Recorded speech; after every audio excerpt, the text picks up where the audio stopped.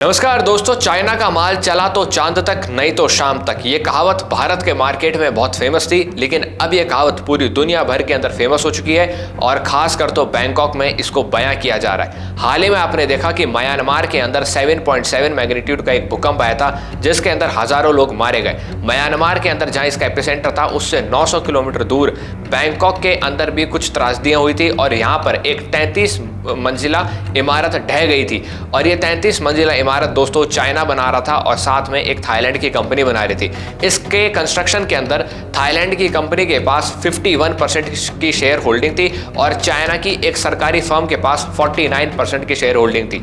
इसके अंदर यह भी बताया जा रहा है कि चाइना की जो फर्म थी, इसका काम मेन था कि माल मटेरियल सप्लाई करना, कंस्ट्रक्शन देखना और इंजीनियर्स देखना। यानी कि अगर कोई बिल्डिंग बन रही है तो उसको किस तरीके से बनाया जा रहा है, उसके अंदर क्या क्या माल लग रहा है, किस तरीके से उसकी कंस्ट्रक्शन की जा रही है, यह सब की जिम्मेदारी चाइना की थी। यानी कि चाइना की उस सरकारी फर्म की थी, एक तरीके से चाइना की थी। और यहां पर जैसे कि आप सबको पता है कि चाइना पूरी दुनिया भर के अंदर बेल्ट रोड इनिशिएटिव चला रहा है, जिसके तहत चाइना एशिया के अलग अलग देशों के अंदर जो चाइना के आसानी से काबू में आ जाते हैं, इन देशों के अंदर चाइना जाकर कंस्ट्रक्शन करता है और झूठा एक तरीके से झांसा देता है कि हम आपके यहाँ पर इंफ्रास्ट्रक्चर डेवलप करेंगे और बड़ी बड़ी इमारतें खड़ी करेंगे, ब्रिजेस बनाएंगे, रेलवे बनाएंगे, हर चीज़ को तैयार करेंगे।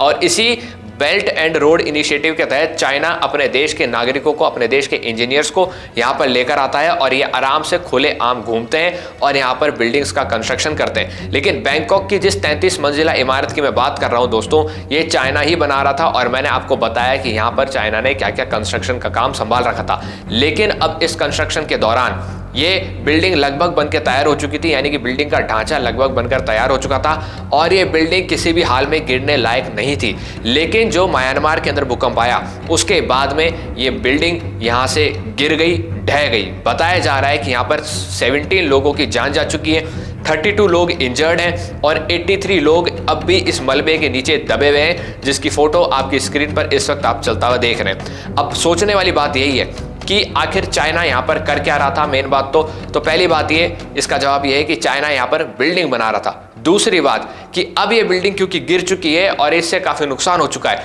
तो अब चाइना पर आरोप क्यों लग रहे हैं। इसका जवाब ये है दोस्तों कि इस बिल्डिंग के गिरने के बाद में 4 चाइनीज ऑफिशियल्स को अरेस्ट किया गया है बैंकॉक की पुलिस द्वारा। और उनका कहना है कि 4 चाइनीज ऑफिशियल्स जब बिल्डिंग गिर चुकी थी तब बिल्डिंग के अंदर जाकर कुछ डॉक्यूमेंट्स को छुपा रहे थे, डिस्ट्रॉय कर रहे थे और चुरा रहे थे। और यहाँ पर ये बताया जा रहा है कि ये डॉक्यूमेंट्स वो थे जिसके अंदर चाइना की उन लैकिंग्स के बारे में साफ साफ लिखा है, जिसके बारे में पता चल सकता है कि चाइना कुछ गलत चीज़ों का इस्तेमाल करता है कंस्ट्रक्शन करने में और इंफ्रास्ट्रक्चर डेवलप करने में। इससे पहले मैं आपको अपनी एक वीडियो में बता चुका हूँ कि चाइना पूरी दुनिया को इस तरीके से अपने मैन्युफैक्चरिंग के जरिए कंट्रोल करता है कि चाइना बड़े बड़े देशों को, जैसे कि अमेरिका हो गया, कनाडा हो गया और अलग अलग बड़े बड़े देश हो गए, एकदम बड़े बड़े देश, यहाँ पर अपने प्रोडक्ट्स बेचता है और कुछ छोटे मोटे देशों को भी बेचता है, जैसे कि इंडिया, पाकिस्तान, बांग्लादेश यहाँ पर। लेकिन चाइना फॉर एग्जाम्पल दोस्तों ये माउस बना रहा है, ये माउस जो मैं अभी आपके सामने आपको दिखा रहा हूँ। फॉर एग्जाम्पल चाइना ने सोचा कि मैं इस दुनिया को ये माउस बना के बेचूंगा, तो चाइना क्या करता है दोस्तों, चाइना 2 तरीके के माउस बनाएगा। पहला तो चाइना एकदम अत्याधुनिक माउस बनाएगा जो एकदम फर्स्ट कॉपी होगा, एक तरीके से जो एकदम ओरिजिनल होगा, जिसको बनाने में ज़्यादा खर्चा आएगा और चाइना इसको या तो अपने पास रखेगा या फिर चाइना इसको बेच देगा बड़े बड़े देशों को। लेकिन दूसरी तरफ चाइना इसकी एक सेकंड कॉपी बनाएगा जो इससे थोड़ा कमज़ोर होगा और इसके मुकाबले चाइना को उसे बनाने में कम खर्चा आएगा।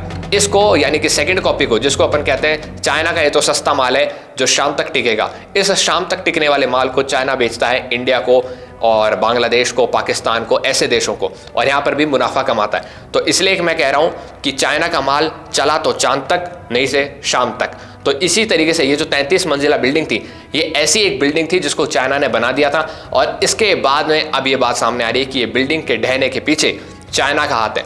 अब दोस्तों मैं आपको बड़ी पिक्चर दिखाता हूँ। बड़ी पिक्चर ये कह रही है, मैंने आपको बीच में एक बात बताई थी, China belt and road initiative चला रहा है पूरी दुनिया भर के अंदर और एशिया के अंदर खास कर तो, और एशिया के कई छोटे मोटे देश ऐसे हैं जो चाइना के झांसे में आ चुके हैं। जैसे कि मैं बात कर रहा हूँ बांग्लादेश की, नेपाल की, पाकिस्तान की और श्रीलंका की भी।